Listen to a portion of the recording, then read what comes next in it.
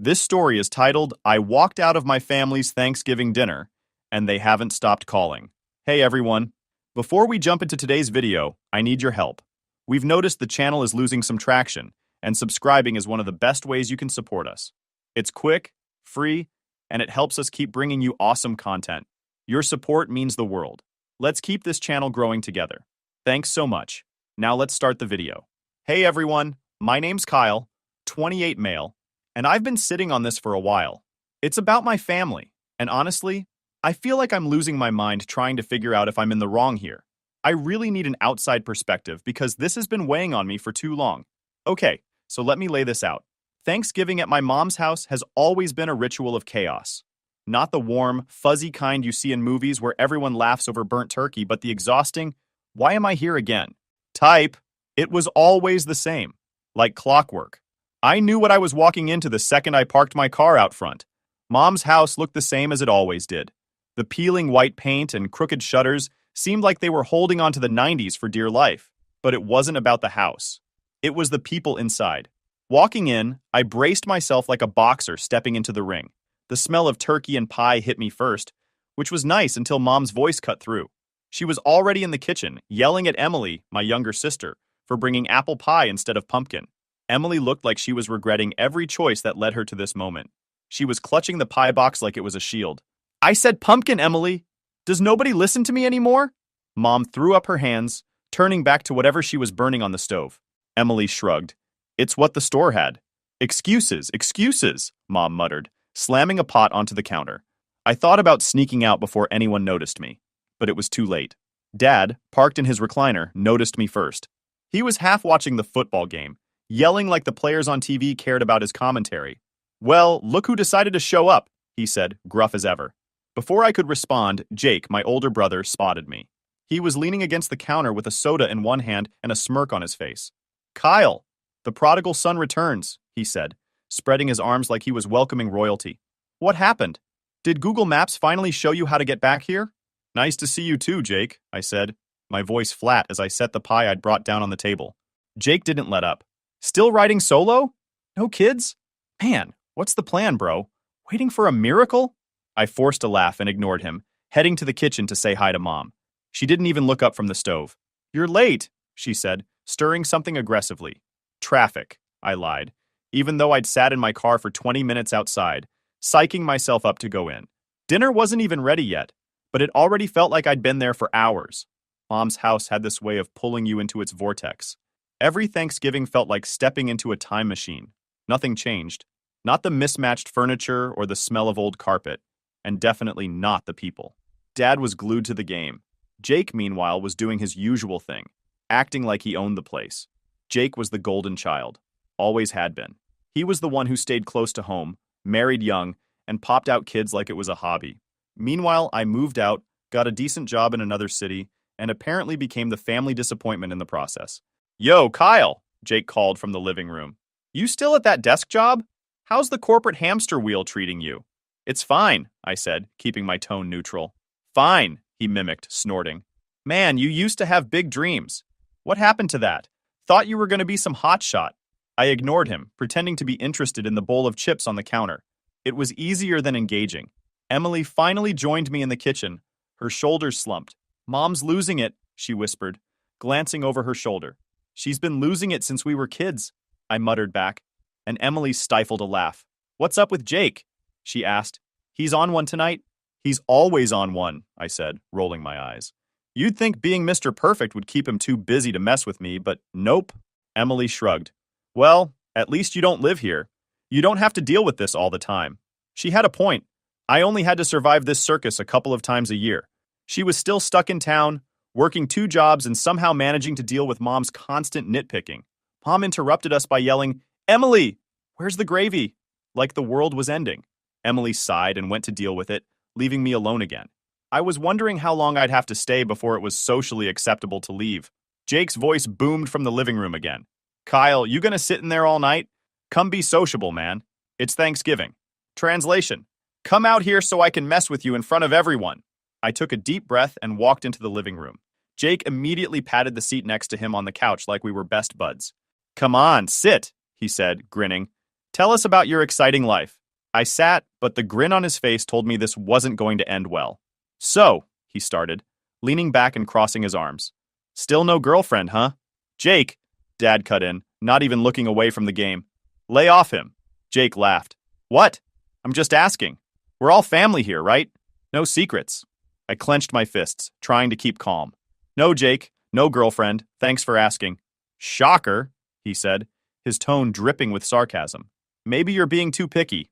Mom walked in, wiping her hands on a towel. Dinner's ready, she announced, cutting Jake off before he could say anything else. I stood up, thanking God, relieved for the excuse to escape, even if only for a few minutes. Dinner might have been a temporary reprieve, but I knew better than to think the worst was over. Jake wasn't done, not by a long shot, and deep down, I knew this wasn't just about him. It was the whole family dynamic, the unspoken roles we were all forced to play. Jake the golden boy, me, the black sheep, Emily, the overlooked middle child, Mom, the ringmaster. It was exhausting, but this was Thanksgiving at Mom's house. Same mess, different year. Sitting at the dinner table was like entering a battlefield, except the weapons were forks, knives, and relentless passive aggression. The spread looked impressive, sure. Mom's turkey centerpiece surrounded by other appetizers, but the atmosphere was as tense as the time Emily accidentally spilled sauce on Jake's wedding tux. Everyone sat in their usual spots, like it was assigned seating. Dad at the head of the table, commanding the room without saying much. Mom next to him, ready to swoop in with corrections or guilt trips. Jake took the seat across from me naturally, while Emily and I filled in the gaps. It was a setup that guaranteed plenty of opportunities for Jake to take shots at me, and he wasted no time getting started. So, Kyle, he began, his fork paused mid-air. Still eating like a bird? Or did you finally learn how to enjoy real food? I ignored him, reaching for the green beans. Looks great, Mom, I said, trying to steer the conversation elsewhere. Mom smiled faintly, but couldn't help chiming in. You could use a little more on your plate, Kyle.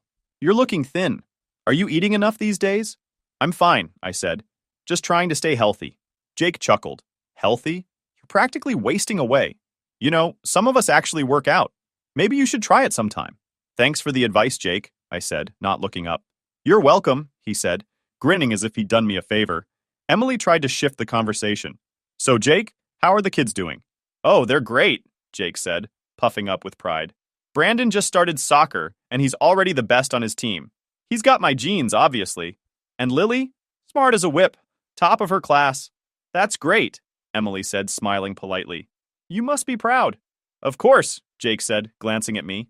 But, you know, not everyone gets the whole parenting thing. Right, Kyle? I set my fork down and took a deep breath. Right, Jake, because you've clearly got it all figured out.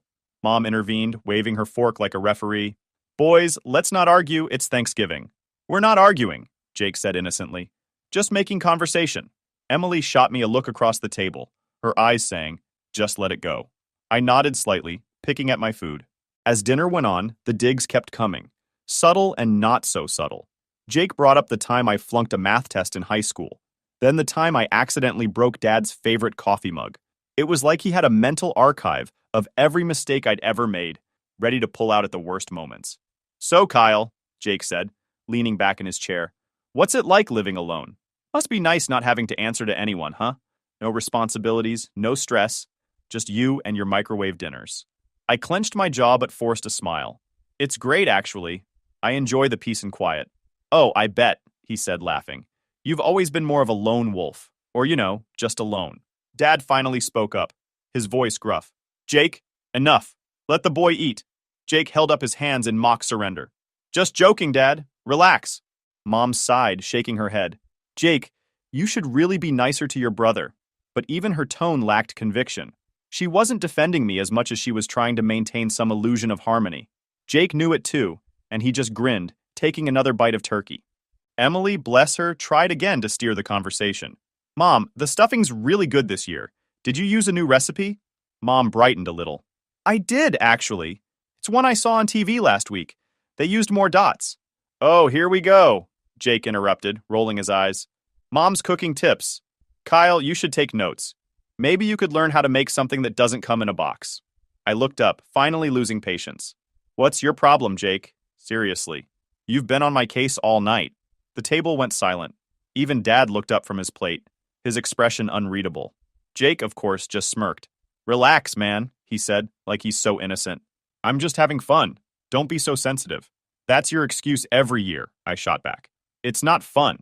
It's just you being an ass. Kyle! Mom snapped, her eyes wide. Language! Oh, come on, Jake said, laughing. Don't get your feelings hurt, little bro. It's Thanksgiving. Lighten up. I stared at him, the tension thick enough to cut with a knife. Emily looked down at her plate, clearly wishing she were anywhere else. Maybe if you spent less time criticizing everyone else, I said quietly, you'd have something better to do. Jake's grin faltered, just for a second. Then he leaned forward, his eyes narrowing. You want to talk about better things to do? Like what? Sitting alone in your apartment every night, watching reruns and pretending you're happy? Jake, stop, Emily said, her voice firm. But Jake wasn't done. You act like you're above all this. Above us. But let's be real, Kyle. What have you done that's so great? What do you have to show for yourself? Enough! Dad barked, slamming his hand on the table. Both of you, sit down and shut up. The room went dead silent. Even Jake didn't dare say another word. I stared at my plate, my appetite long gone. Mom muttered something about dessert, standing to clear the dishes. I stayed quiet, my hands clenched under the table. Jake smirked again, but this time there was something in his eyes, like he knew he'd pushed too far, but couldn't admit it. The table may have been set with turkey and stuffing, but all I could taste was resentment. When the dinner was finally over, the night was far from done. We'd barely made it to the couch before Jake started in with his usual performance, Kyle's greatest hits, starring me as the punchline to every joke. It wasn't enough for him to ruin dinner. No, he had to keep the show rolling, and everyone else just played along like it was normal. Hey, remember when Kyle tried to fix the lawnmower and ended up flooding the garage? Jake said, laughing so hard he nearly spilled his drink. What was the plan there, bro? Drown the engine? Mom chimed in before I could respond. Oh, that was a disaster. Kyle, you've always been so clumsy. I told you to call your father, but no, you had to do it yourself. It was one time, I said, my voice sharp. And I was 16. Jake grinned, leaning back on the couch like he'd just won an award. 16? Doesn't matter, man. You've been screwing up since day one. Emily, sitting on the armchair, piped up, Jake, come on. You don't have to keep dragging him. Jake turned to her. Dragging him? Please. Kyle's fine. He knows I'm joking. Right, little bro? I ignored him, focusing on the TV. A rerun of some old sitcom was playing, but I couldn't hear a word over the sound of Jake's voice. Mom walked in from the kitchen, carrying a tray of coffee and dessert. All right, everyone. Pie time. Let's try to be civil, please. Civil, Jake said, raising an eyebrow. I'm always civil. It's Kyle who can't take a joke. Don't blame this on me, I yelled, finally looking at him. You've been a jerk all night, and everyone just lets you get away with it. Oh, poor Kyle, Jake said, mockingly wiping an invisible tear from his eye. Always the victim. Boo-hoo. Maybe if you didn't make it so easy, I wouldn't have so much material. Jake, Mom said, her tone sharp. That's enough. But Jake wasn't done. He never was. What? I'm just saying what everyone's thinking. Look, Mom, you're the one who's always cleaning up after him. How many times did you have to call his landlord to bail him out? And let's not forget college. 2 semesters and out. Real impressive. Jake, seriously. Shut up, Emily said, her voice louder now. Oh, don't start, Emily, Jake shot back. You're no saint either. You're 28 and still living in Mom's basement. You're just mad I'm saying out loud what we're all thinking. I'm not living in the basement, Emily yelled, her face red. It's temporary, and you know it. Yeah, sure, Jake said, rolling his eyes. Temporary. Like how Kyle's career is taking off. I stood up, my fists clenched. You've got a lot to say for someone whose entire life revolves around putting other people down. What's your deal, Jake? Are you that insecure, or do you just get off on being an asshole? Jake's grin disappeared. Watch it, Kyle. Don't start something you can't finish. Oh, don't worry, I said, stepping closer. I can finish it just fine. Dad, who had been silent for most of the evening, finally spoke up. Both of you, sit your asses down. I'm sick of hearing this crap. Why don't you say something to him for once? I snapped, pointing at Jake. He's the one causing problems. But you all just sit there and let him. Don't drag me into your bullshit, Dad said, glaring at me. You're both acting like kids. Jake laughed bitterly. See? Even Dad agrees. You're the problem, Kyle. You know what? I said, my voice rising. Screw this. Screw you. And screw this whole family dynamic where Jake gets to act like a king, and the rest of us are just supposed to take it. Mom gasped. Kyle, how dare you talk like that? How dare I? I shot back. How dare you let this happen year after year? You enable him, you all do, and I'm done with it. The room went silent. Even Emily looked like she wanted to disappear into the couch. Jake just sat there, smirking like he'd won. But for the first time, I didn't care. You know what, Jake? I said, my voice steady now. You're not better than anyone here. You're just loud. That's it. And one day, when your kids grow up and start resenting you the way we all resent you, maybe you'll figure it out. But until then, go to hell. I grabbed my coat and headed for the door. Mom yelled after me, Kyle, you're not leaving like this. Watch me, I said, slamming the door behind me. I sat in my car for a minute, my hands shaking. My phone buzzed in my pocket, probably Mom or Emily trying to convince me to come back. I didn't even check. For the first time, I felt like I'd finally said what needed to be said. Jake could sit in his little throne all he wanted. I wasn't going to be his punching bag anymore. But as I sat there, something didn't feel right. Something else was nagging at me, a sense that the night wasn't over. Not yet. Just before I turned on the car, the door to the house burst open, and Jake came stomping out, his face twisted in anger. He didn't even bother with a coat, just marched across the driveway toward my car. I rolled down the window halfway, more out of instinct than anything else. What the hell is your problem? He yelled, his breath visible in the freezing air. My problem? I shot back. You're the one who's been pushing buttons all night.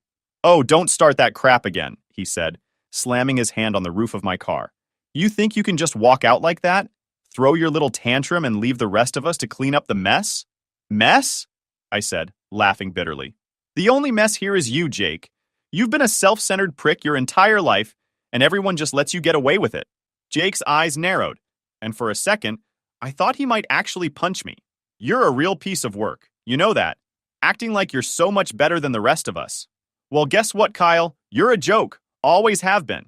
Better a joke than a bully, I snapped, opening the car door and stepping out. My pulse was pounding in my ears, but I wasn't about to back down. We stood there in the driveway, the tension between us so thick. Jake towered over me, his fists clenched at his sides.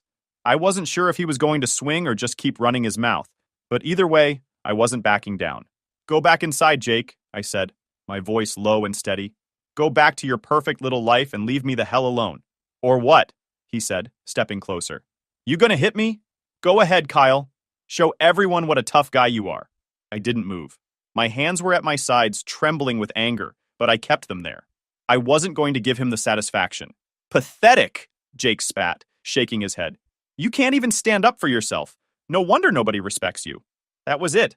I didn't even think. My hand shot out, shoving him hard in the chest. He stumbled back a step, his eyes widening in surprise. What the hell, man?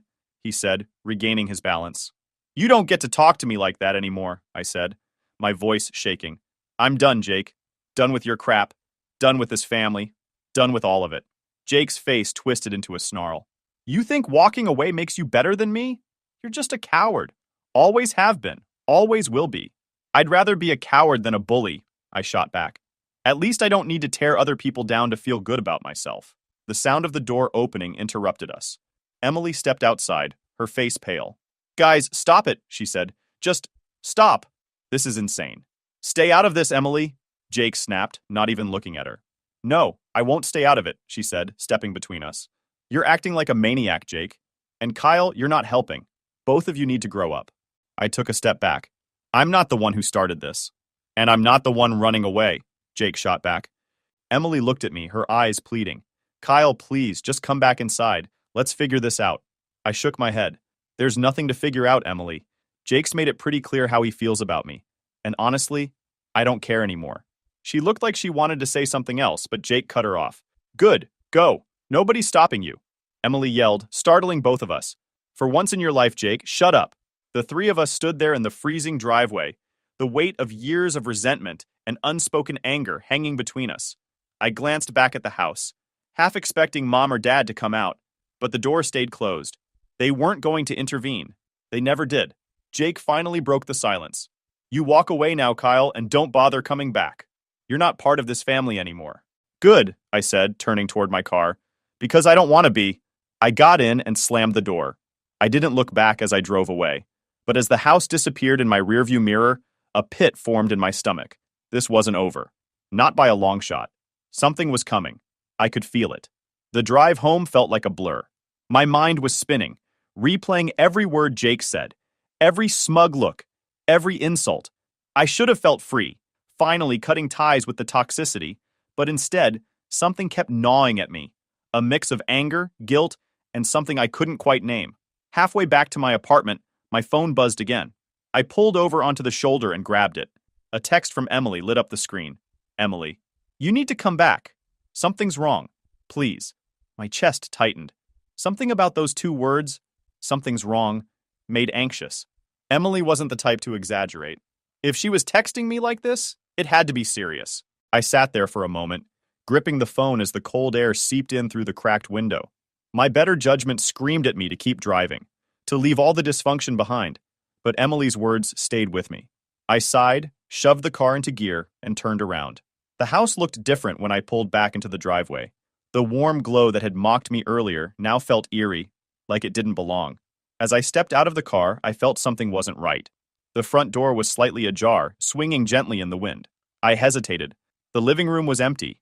The plates from dinner were still on the table, the remnants of dessert untouched. The laughter and chaos from earlier were gone, replaced by a heavy silence. My heart pounded in my chest as I called out, Emily? Mom? Dad? No answer. I moved through the house, my footsteps loud against the hardwood floor. The kitchen was dark. The only light coming from the refrigerator door left ajar.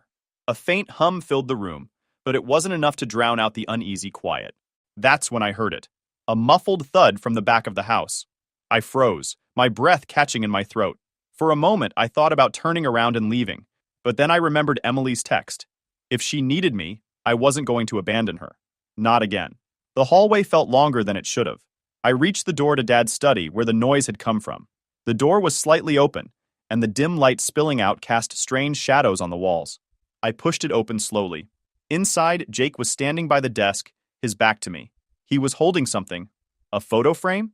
His shoulders were tense, his head bowed. For a moment, I thought he was crying, but then he turned around, and I saw his face. It wasn't sadness, it was rage. You came back, he said, his voice low and gravelly. Of course you did. You couldn't just leave it alone. What are you talking about? I asked, my voice shaky. Where's Emily? Where's Mom and Dad? Jake laughed, but it was hollow, humorless. He slammed the photo frame down on the desk, shattering the glass. They're gone. Just us now. What the hell are you talking about? I said, taking a step back. Gone where? Jake didn't answer. Instead, he stepped closer, his fists clenched. You always thought you were better than me, didn't you? Mr. Perfect. Always the victim. Poor little Kyle. I never thought that, I said, my voice trembling. Jake, where are they? You're the reason this family's broken, he snarled, his voice rising. You, with your holier-than-thou attitude, your constant running away. You're the one who doesn't belong. Jake was unhinged. This wasn't the brother I grew up with, the one who loved teasing, but never crossed the line into outright madness. Something had snapped in him, and I didn't know how to fix it. Suddenly, a noise from upstairs broke the tension. Jake's head whipped around, his expression shifting from rage to something darker. Without thinking, I bolted for the stairs, pushing past him as he yelled after me. Don't you dare go up there, Kyle! I didn't listen. My legs carried me up 2 steps at a time, my heart pounding in my ears. I could see light spilling out from under one of the bedroom doors. I ran toward it, throwing the door open. Inside, Emily was sitting on the floor, her back against the bed. She looked up at me, her face pale and her eyes wide with fear. Kyle, she whispered. He's lost it. What happened? I asked, kneeling beside her. Before she could answer, Jake's voice boomed from the hallway. Get out of there, Kyle, now! I stood up, positioning myself between Emily and the door as Jake appeared in the doorway, his face twisted with fury. She texted you, didn't she? He spat. She had to drag you back here to play the hero. You always need to be the hero. Jake, stop, I said, my voice firm. Whatever's going on, we can fix it. Just calm down. There's nothing to fix, he screamed, stepping into the room. This family's broken, Kyle. It's been broken for years, and it's your fault. You and Emily, always ganging up on me, always making me the bad guy. Nobody made you the bad guy, I said, trying to keep my voice steady. You did that all on your own. Jake lunged at me, but I was ready this time. I sidestepped him, grabbing Emily's arm and pulling her to her feet. Get out, I whispered, and she didn't hesitate. I saw Mom and Dad in the corner of the room. They weren't yelling. They weren't rushing to pull us apart. They just stood there, frozen, like spectators at a train wreck. Do something, Emily screamed. He's losing it. But Mom just shook her head, her hands fluttering uselessly, like she couldn't decide whether to intervene or walk away. Dad stood stiffly by her side, his arms crossed, his jaw tight. He didn't say a word. Mom! Dad! Help him! Emily shouted again, but neither moved. Finally, Mom muttered, They're brothers, Emily. They'll sort it out. Sort it out? I had shouted, stepping back from Jake. Are you serious right now? He's out of control and you're just standing there? Stop yelling at your mother, Dad said finally, his voice low and sharp, like a reprimand to a child. The front door was in sight when Jake caught up, grabbing my arm and yanking me back. I turned, swinging wildly, and my fist connected with his jaw. He stumbled back, more surprised than hurt, and I used the moment to shove Emily toward the door. Go! I shouted. Now! She hesitated for a split second before nodding and running outside. Jake recovered quickly, his face a mask of fury as he came at me again. But this time I was ready. The fight was raw, messy, and desperate. Two brothers finally tearing into years of resentment and rage. But in the end, it wasn't about winning. It was about surviving. And as I stood there, breathing hard, Jake slumped against the wall, glaring at me with hatred in his eyes. For the first time, I saw him for what he really was. A man broken by his own bitterness, lashing out at the world because he didn't know how to fix himself. I'm done, Jake, I said, my voice quiet but firm. You can't hurt me anymore. Without another word, I turned and walked out the door. Emily and I went to a diner. We slid into a corner booth, the faint smell of coffee lingering in the air. I don't think I can go back there, she said softly, her voice trembling. You shouldn't, I replied. You don't owe them anything. They're still Mom and Dad, she whispered, her hands shaking around her coffee cup. No, I said firmly. Parents protect their kids. They don't make excuses for abuse or stand by while it happens. Her eyes filled with doubt. What do we do now? We cut them out, I said, taking a steady sip of coffee. Completely. It's the only way. Later that night, I blocked Jake, then Dad, then Mom. The weight of their toxicity lifted, replaced by a strange calm. Cutting ties wasn't easy, but it was the first step toward freedom. And for the first time, I felt like I could finally move forward. I don't know what you guys may think, but this is it for me. I'm done with their nonsense.